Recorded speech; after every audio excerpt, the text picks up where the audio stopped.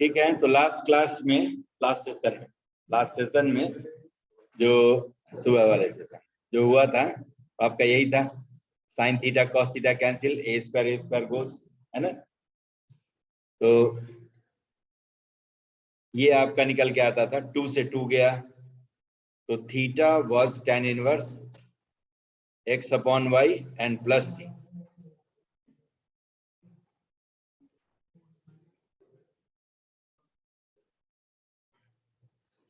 ठीक है,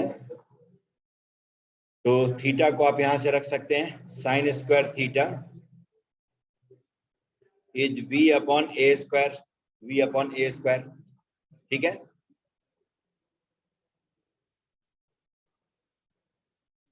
आ गया, v हमने किसको रखा था, x square plus Y square, v was x square plus Y square.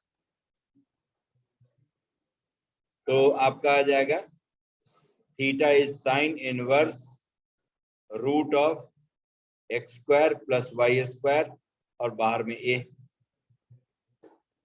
है ना।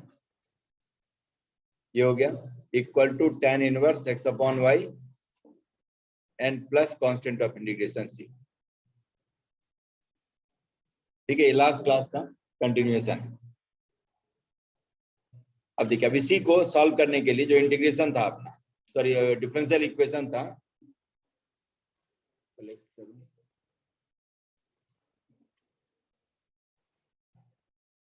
डिफरेंशियल इक्वेशन जो था अपना,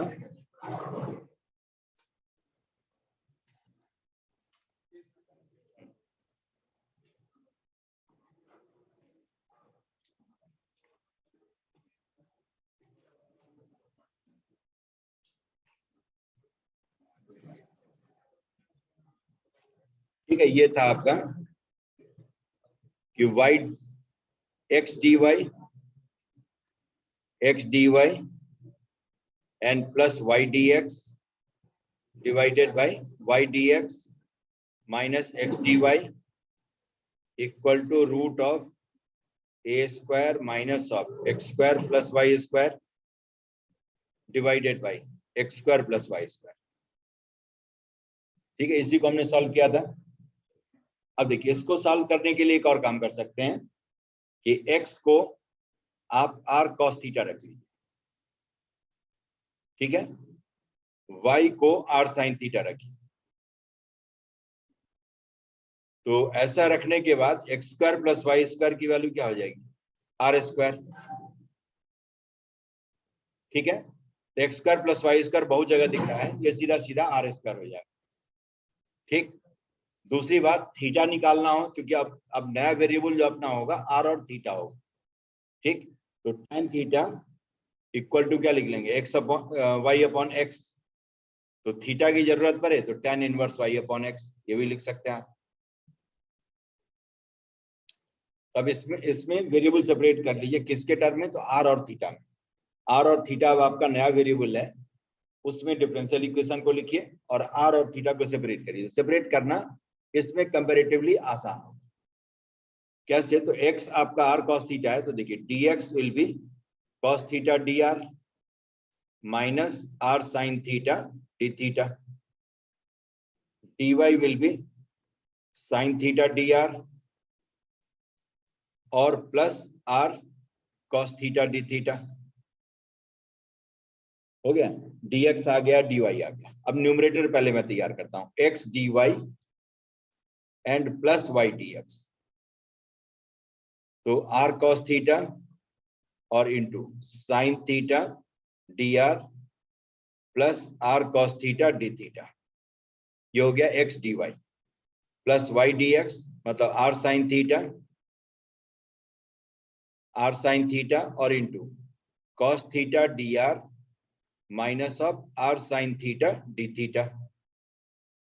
ये सब्स्टिट्यूशन भी कई बार काम का होता है और आसान कर देता है प्रॉब्लम को। अब देखिए जो आपका कैंसिल होगा साइन अपोजिट वाला देख लीजिए, minus are square sine square theta D theta, यही है।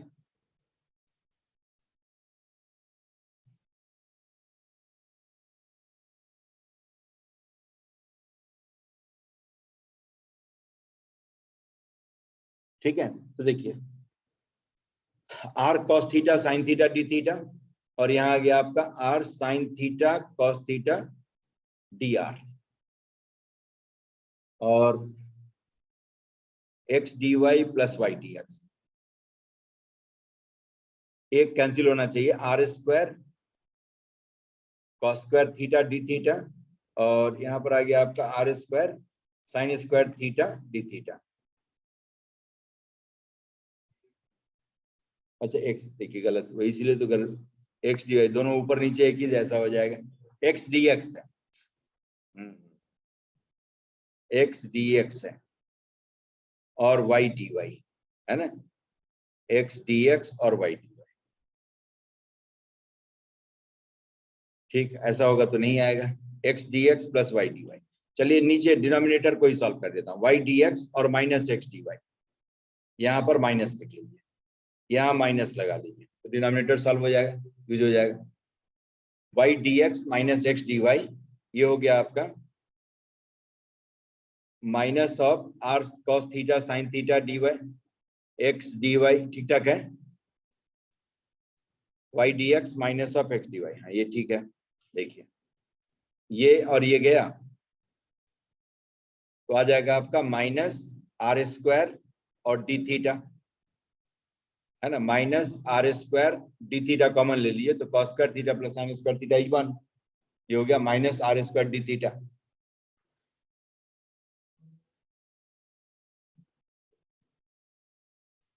ठीक है,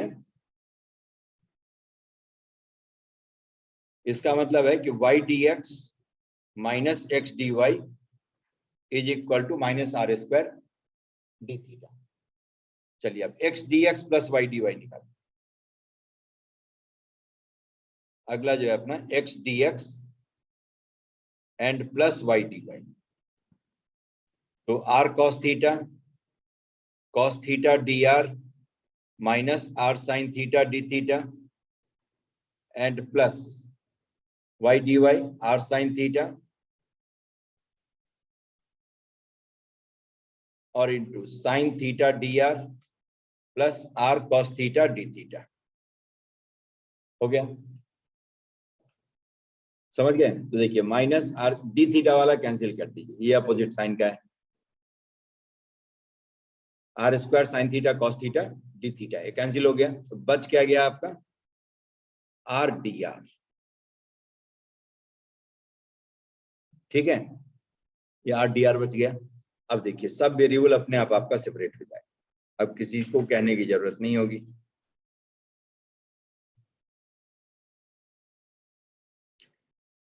न्यूमरेटर के जगह पर लिखिए आर डी आर, डिनोमिनेटर में minus are square d theta हो गया, minus are square d theta और राइट साइड में जो आ गया आपका root of a square minus are square और अपॉन आर स्क्वायर।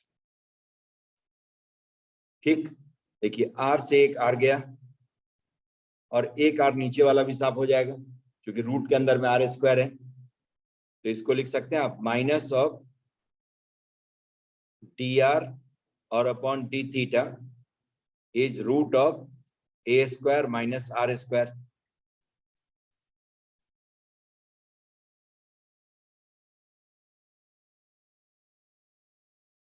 ठीक है, वेरिएबल सेपरेट हो गया अपना, d r upon root of a square minus are square is minus d theta.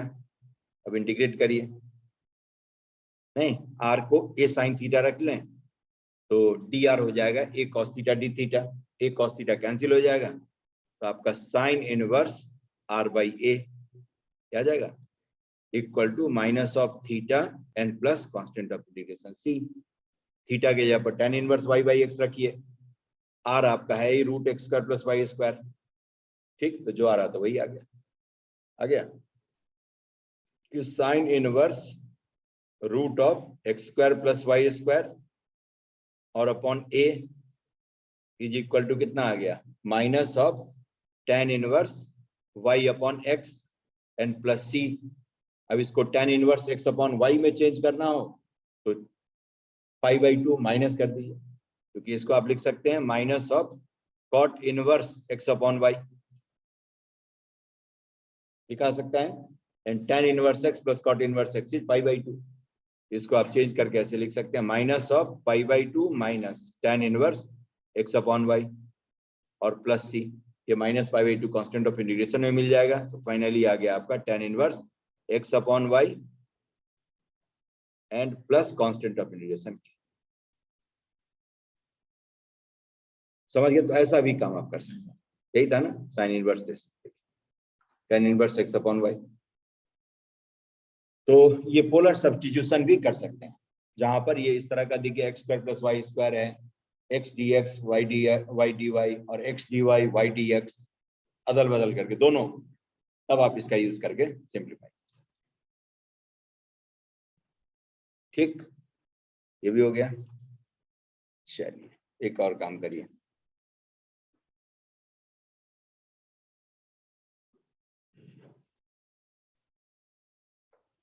कहता है आपको कि late f is such that r positive goes to real number,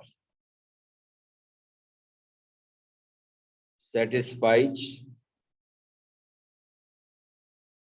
fxy equal to e raised to the power xy minus x minus y times e raised to the power y or into fx plus e raised to the power x or into fy for all xy belonging to r positive। तो कह रहा है if f dash 1 is e then find fx। ठीक है, fx निकालना।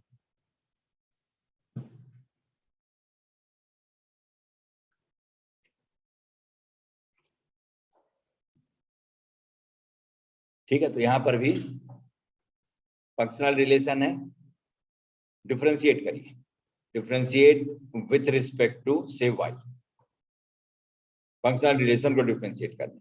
तो F x Y का x Y के रिस्पेक्ट में एफ डैश एक्स वाई और एक्स वाई का वाई के रिस्पेक्ट में एक्स, चेन रूल लगा दिया, राइट साइड पहुंचे, ई रेज टू द पावर जो भी है उस पावर के रिस्पेक्ट में वही,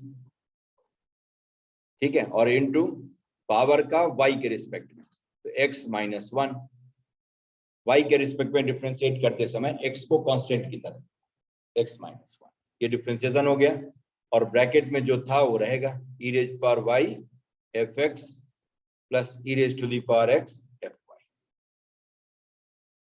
ठीक, फिर plus e raise to the power x y minus x minus y, और ब्रैकेट के अंदर में जो है उसका differentiation with respect to y, e raise to the power y का e raise power y f x plus e raise to the power x f dash y।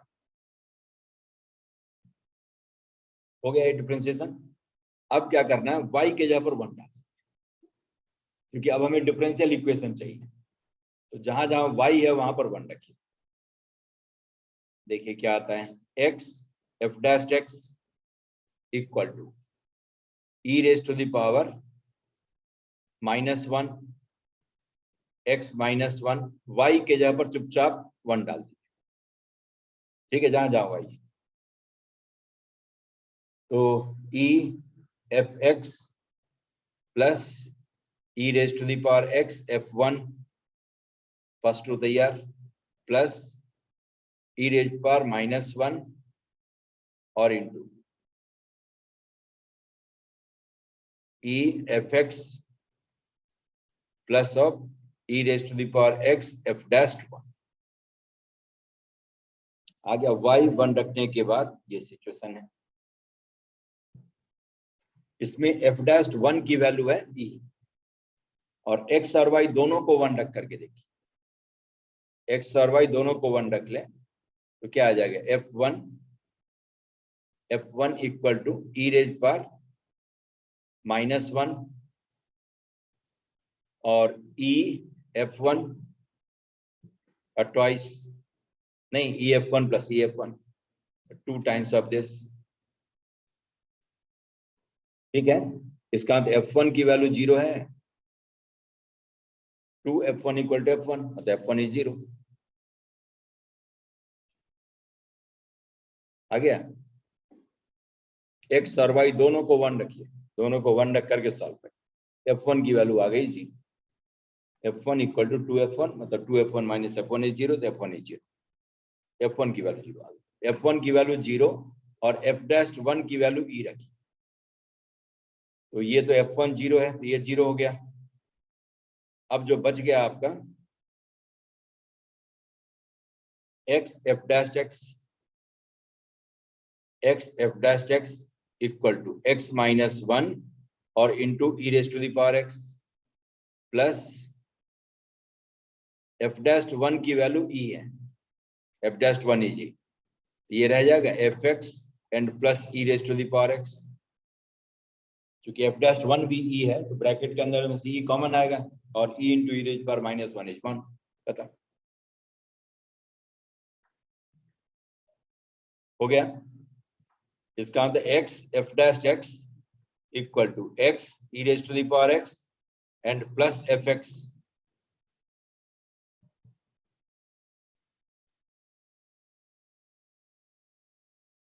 हो गया, f'(1) की वैल्यू e है, तो e और 1 upon e ये cancel हो गया, तो रह गया fx plus e raise power x।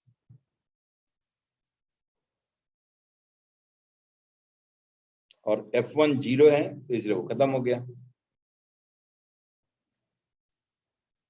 x minus, अच्छा x माइनस 1 के साथ fx भी है, हाँ ये खत्म, ये गलत बात, हाँ बोलना चाहिए था ना। देखिए fx ये रह गया ना, fx भी है, तो अब e रेज पर x इंटू fx।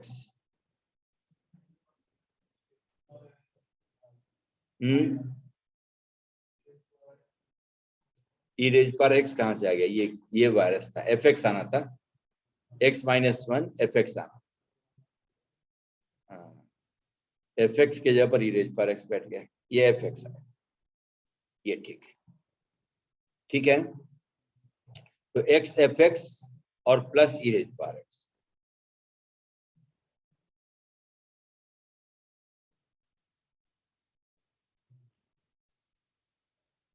है ना, x fx और plus e raise to the power x। अब ठीक है, अब ठीक है, ठीक है। तो अब देखिए, अब डिफरेंशियल इक्वेशन आपका तैयार हो गया कि f'(x) मतलब dfx by dx equal to fx and plus e raise to the power x और अपॉन x।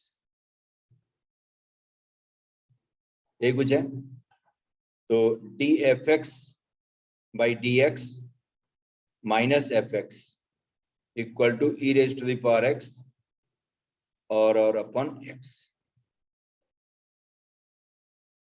ठीक है, इसका इंटीग्रेटिंग फैक्टर निकाल दिया। अभी लिबनिज लीनियर डिफरेंशियल इक्वेशन है, तो E raise to the power integral of minus dx। कुछ गड़बड़ तो नहीं हुआ, देख लीजिएगा, सही है, हाँ कोई एक भी छूटा तो गए।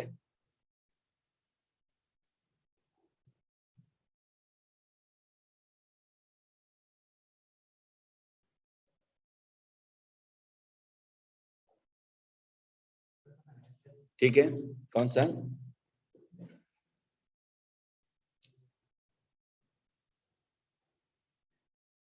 है ना, चूंकि ये जो दिख रहा है मुझे,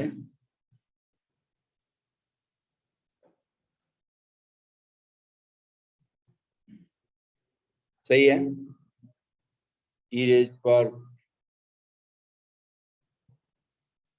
एक बार रुकिए मैं रिकैप कर ही लूं, नहीं तो बाद में जाकर के पता चला कि ये सब काम खराब हो गया। ई रेज पर x y minus x, x और वाई को इंटरचेंज करने से कोई फर्क नहीं पड़ता है, रिलेशन सिमेट्रिक है, तो इसलिए इसका सॉल्यूशन होगा, है ना। X f dash x y equal to e raise पर एक्स वाई माइनस वाई और एक्स माइनस वन किया गया, और ई रेज पर y f x plus e raise पर x f y plus of E raise पर y f x और e raise पर एक्स एफ, ठीक है। y इक्वल टू 1 रख दें, x f dash x equal to e raise पर minus one x minus one e f x and plus e raise पर x f one की value 0 है, क्योंकि एक्स और वाई दोनों को 1 रख दे तो f1 की वैल्यू 0 आ जाएगी।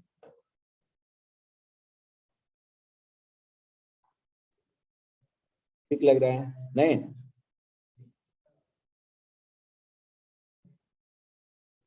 चलिए अब इंटीग्रेटिंग फैक्टर लिखिए, ई रेज पर माइनस ऑफ डी एक्स, ये हो गया ई रेज पर माइनस एक्स, है ना, खत्म।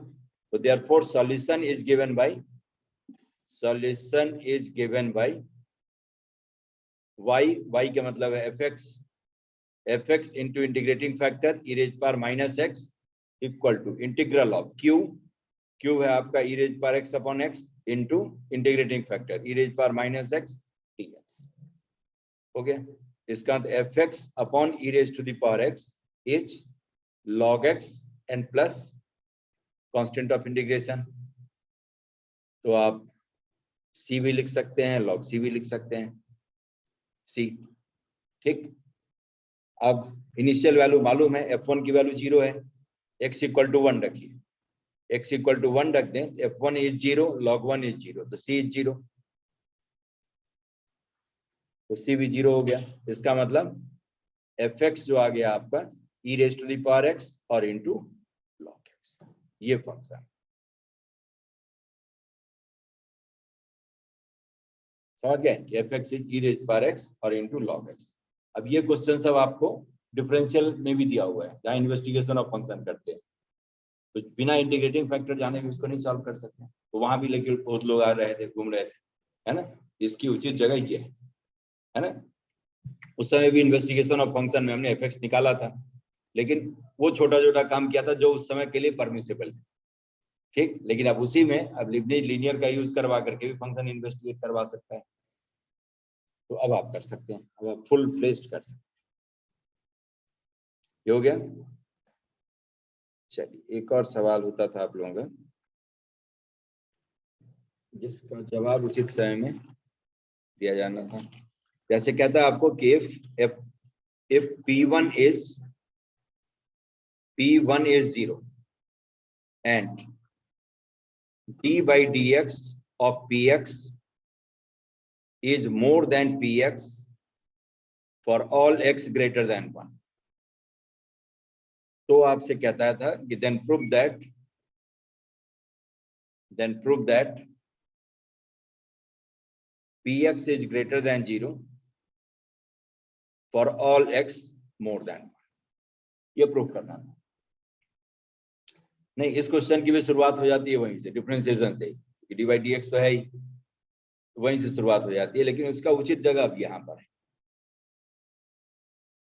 ये सही जगह है जहां पर किसको आप समझ करके सॉल्व कर सकते हैं। समझ गए कि P1 0 दिया हुआ है और एक डेरिवेटिव में रिलेशन दे दिया है, तो कहता है कि ये बताओ कि Px ग्रेटर देन 0 होगा x के हर मोर देन 1 वैल्यू। तो मैं लिखता हूं, देखिए d by D x of Px minus of Px is greater than 0, ये दिया हुआ है, ये गिवन कंडीशन है। ये लिबनीज लीनियर टाइप की चीज है कि dy by D x plus p y equal to q, है ना, होता ये लिबनीज लीनियर होता। लिबनीज लीनियर में जो इंटीग्रेटिंग फैक्टर होता था, उसका मतलब क्या होता था, वो फैक्टर जो उसे एग्जैक्ट फॉर्म में रिड्यूस करे, वो तो कहीं पर भी इक्वेशन इन इक्वेशन में कहीं भी यूज कर सकते हैं आप। तो ये by the way difference Leibniz linear होता, इसका इंटीग्रेटिंग फैक्टर कितना होता, E raise power minus X, अभी तो हमने निकाला है, ऐसा ही था ना, D F X by D x minus F X, देखिए ऐसा ही है, एफ एक्स की जगह पी एक्स लिखिए, इसका इंटीग्रेटिंग फैक्टर यही होगा e raise power minus x. e raise power minus x is always positive, तो उससे आप इनइक्वालिटी में मल्टीप्लाई कर सकते हैं बिना किसी रोक टोक के। मल्टीप्लाई करिए e raise power minus x d by D x of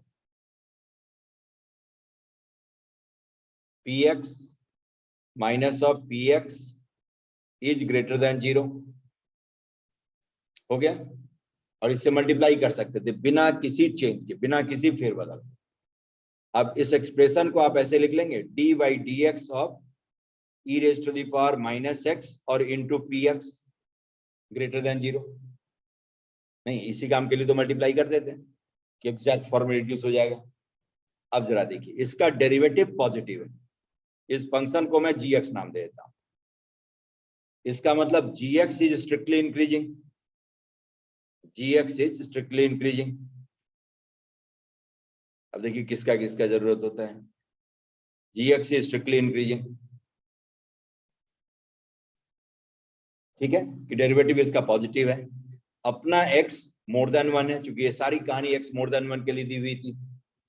x is more then 1 और x मोर देन 1 के लिए फंक्शन स्ट्रिक्टली इंक्रीजिंग है। इसका मतलब g over x will be more then g over 1, क्योंकि g फंक्शन स्ट्रिक्टली इंक्रीजिंग। ठीक है, तो gx देखिए किसको हमने लिया, e raise power minus x into P x, तो e raise power minus x और into P x will be more than e raise power minus 1 और इंटू p1। कैसे x के लिए, तो for all x more than. अब p1 की value क्या है, 0। इसका मतलब क्या निकला कि e raise to the power minus x और into P x will be more than 0। अब फिर e raise power minus x, e raise power x, exponential function is always positive, तो e रेज पावर एक्स से multiply कर दीजिए, तो p x is greater than 0 for all x greater then.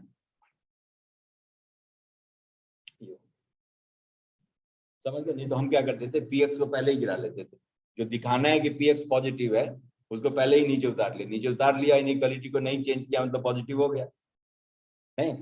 वरना doubtful होगा तो आप क्रॉस मल्टीप्लाई कर ही नहीं सकते इनइक्वालिटी में। ठीक है, इसको गलत तरह से जो हैंडल किया जाता है वो कैसे, तो देखिए D P x by D x है, पी एक्स को राइट साइड ले जाइए, पी एक्स को इधर लाइए, डी एक्स को उधर ले जाइए, तभी सब ऐसी तैसी हो गई है। तो दिखाना तो मान लिया हमने पहले ही, तो वो नहीं करना है, क्योंकि स्टैब्लिश ही करना है कि पी एक्स इज पॉजिटिव। ठीक, इसीलिए इंटीग्रेटिंग फैक्टर से मल्टीप्लाई करके एग्जैक्ट फॉर्म में रिड्यूस कर देंगे, फिर उसके बाद में आगे की कार्रवाई की।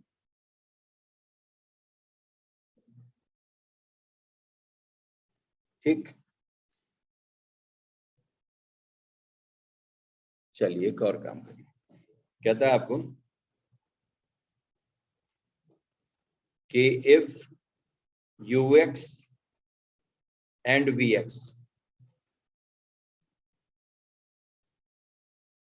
satisfy the differential equation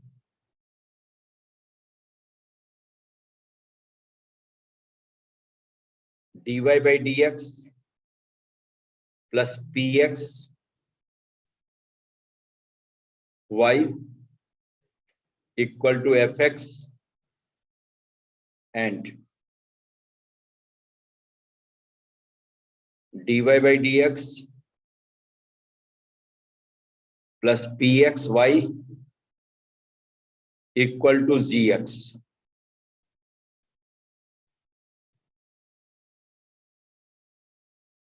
respectively. ठीक है, where px, fx and gx are functions of x, are continuous functions of x.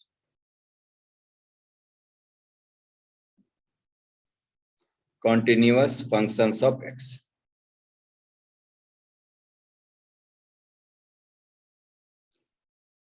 ठीक, अब कह रहा है आपको कि if ux1 is more than bx1 for some x greater than x1, और दूसरी जानकारी दे दिया है कि and fx is more than gx for all x greater than x1। ठीक है, तो कह रहा है कि प्रूव करो कि then prove that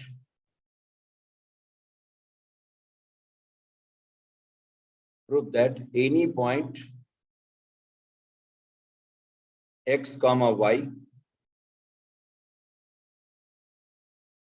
for x more than x1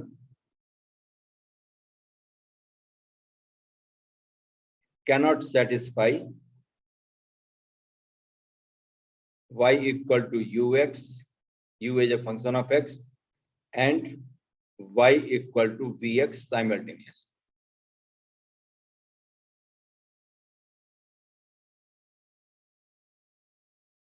समझ गया? इन दोनों इक्वेशन को साइमल्टेनियसली कभी सेटिस्फाई नहीं कर सकते।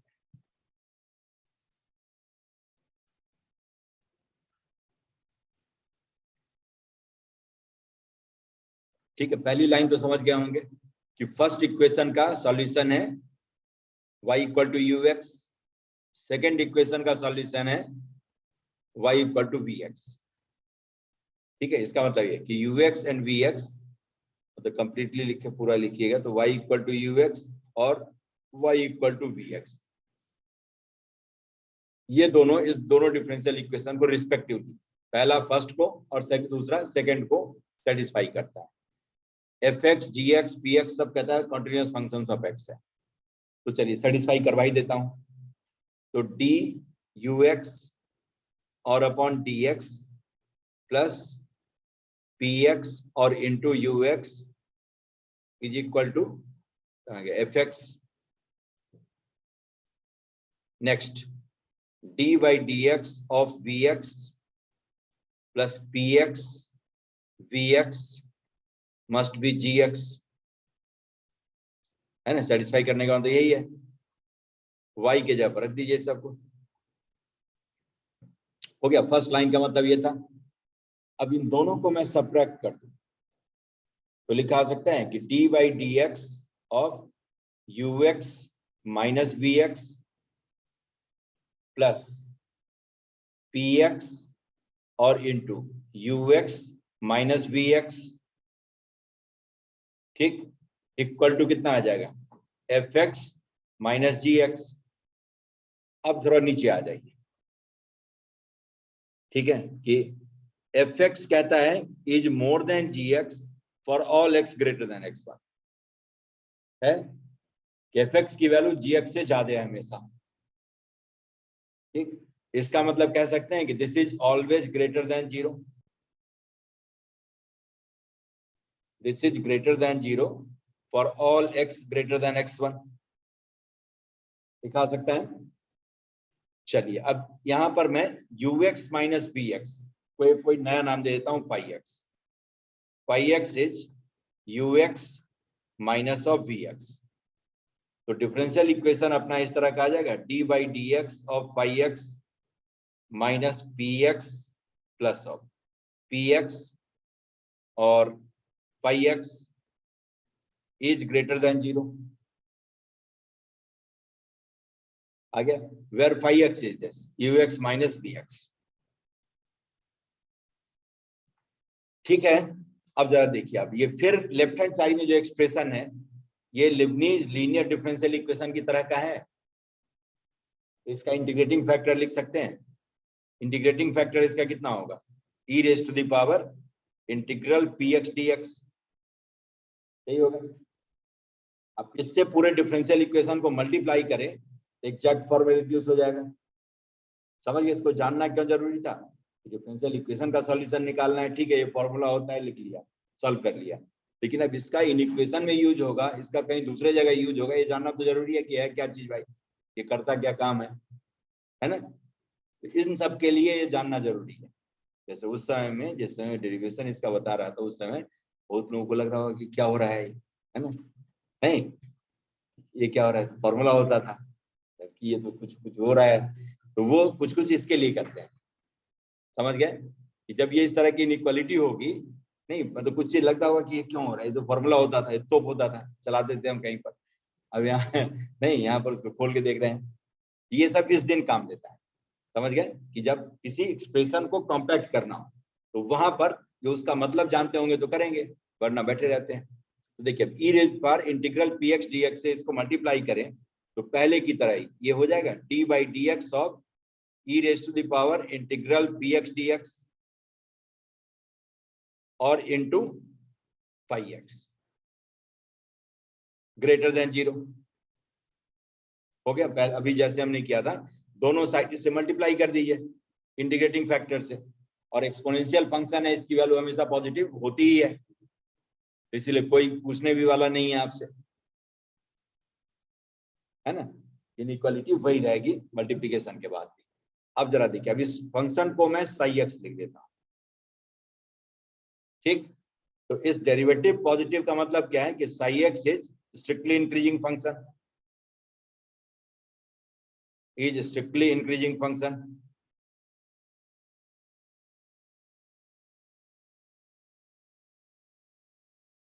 ठीक। तो अब देखिए जरा, x is greater than x1 और function psi x is strictly increasing, तो आप लिख सकते हैं Sai x will be greater than Sai x1, ठीक। अब साई x मैं लिखता हूं एक एक स्टेप। साई x आपका है e raise to the power integral p x D x into five x is more than e raise to the power integral p x D x और इंटू इसकी वैल्यू x1 पर eight x equal to x1 और times 5x1, है ना। 5x में x किया पर x1 डाल, ठीक। यहां तक पहुंच गए। अब देखिए ये हो गया आपका e raise to the power integral p x D x और इंटू 5x क्या है ux माइनस ऑफ vx, ये 5x था, ये यहाँ जो ऊपर में लिखा हुआ है 5x हमने इसी को लिया था ux माइनस vx को, इज मोर देन इसकी वैल्यू e रेज पर integral p x D x कहां पर, तो at x equal to x1 and times ux1 minus of vx1, यही होगा 5x1। अब जरा दूसरी लाइन को पढ़ के देखिए, यहां क्या दिया हुआ था कि ux1 is more than vx1 for some x greater than x1 है। इसका तो ux1 माइनस vx1 की वैल्यू क्या होगी, पॉजिटिव। चलिए समझ गए, यहां पर ux1 is more than vx1 for some x1, ux1 minus vx1 is positive. अब आइए, ये पॉजिटिव है, एक्सपोनेंशियल फंक्शन जन्मजात पॉजिटिव होता है, बताइए। इसका मतलब कह सकते हैं आपकी e raise to the power integral p x D x और into ux minus vx is more than 0, क्योंकि जो नंबर किसी पॉजिटिव नंबर से बड़ा है तो पॉजिटिव होगा ही, तभी तो बड़ा हो सकता है। तो इनइक्वालिटी के राइट साइड में जो एक्सप्रेशन है वो पॉजिटिव है, तो लेफ्ट साइड वाला एक्सप्रेशन जो कि राइट साइड से बड़ा है उसकी वैल्यू और पॉजिटिव होगी, तो मोर देन 0 ही तो मैंने लिखा है, ठीक, लिखा सकता है। अब देखिए इसका मतलब क्या निकला कि ux minus vx is greater than 0, क्योंकि एक्सपोनेंशियल फंक्शन हमेशा पॉजिटिव होता ही होता है। आ गया। इसका मतलब क्या निकला कि ux is more then px, किसके लिए, तो for all x greater than x1, ऐसे सारे x के लिए, ठीक। तो x ग्रेटर देन x1 के लिए जब ux की वैल्यू मोर देन vx है तो ux इक्वल टू vx कभी होगा, कभी नहीं हो सकता, कि दे दिया कि ux is more then vx। तो जो आपको दिखाना था वो क्या दिखाना था, एक बार देख लीजिए, ये है आपका कि then prove that any point, and लिख दिया मैंने, एनी पॉइंट है ना, any point x comma y, any point x comma y for x greater than x1 cannot satisfy y equal to vx and y equal to ux and y equal to vx simultaneously, मतलब किसी भी x, y ऐसे point के लिए जिसमें x की value x1 से ज्यादा हो ux इक्वल टू vx नहीं हो सकता, दोनों को साथ साथ सेटिस्फाई करने का मतलब यही है, x के जगह पर x1 डाले, x डाले तो जो vx की वैल्यू निकलती है, vx की वैल्यू है वही ux की वैल्यू है, ux इक्वल टू vx नहीं है। अब ux इक्वल टू vx नहीं है ये दिखाना तो दो तरह से दिखा सकते हैं, है ना, या तो दिखा दीजिए